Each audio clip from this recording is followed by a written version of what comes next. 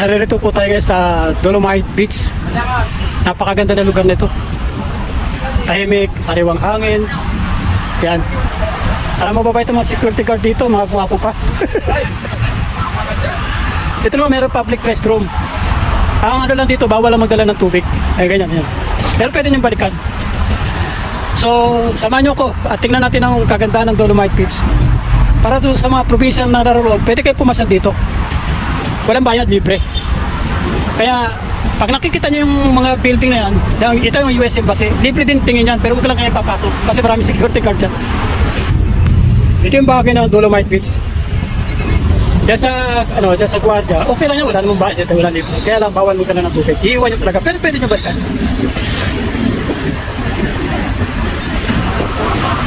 Yan.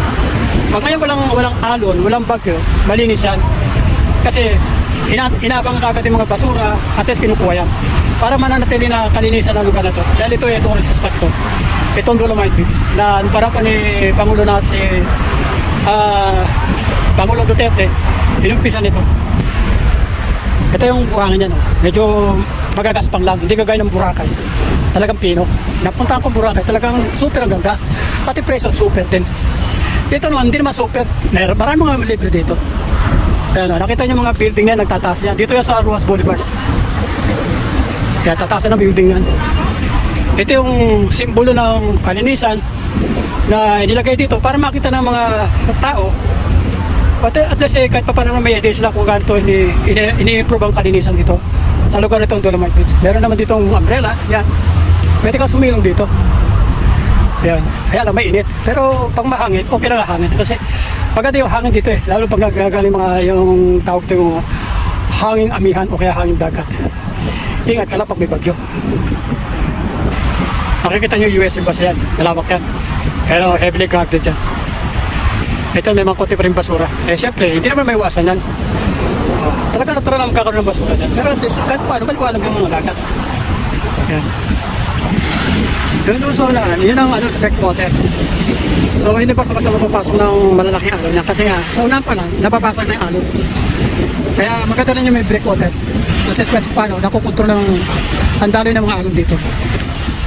Ito ay ginawa ng panahon ng Pangulong Duterte. At so napaganda ngayon ng lugar nito. Dahil na pagka walang bagyo, walang pagkasado yung malakas paglan. At ngayon bihira lang ang mga tao ngayon kasi unog na, working days ngayon. At saka minute. Siguro baka miyan pa ng hapon mapupunuto ng mga tao.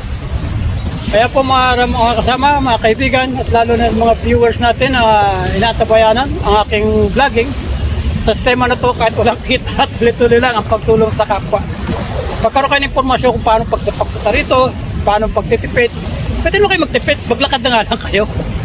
Hanggat kaya ng katawan nyo, maglakad kayo. Kung kami, sarili kayo sasakyan, ang problema, napakahirap ng parking dito. So, mas maganda, mag-pusta na kayo. At least, tipid pa, di ba?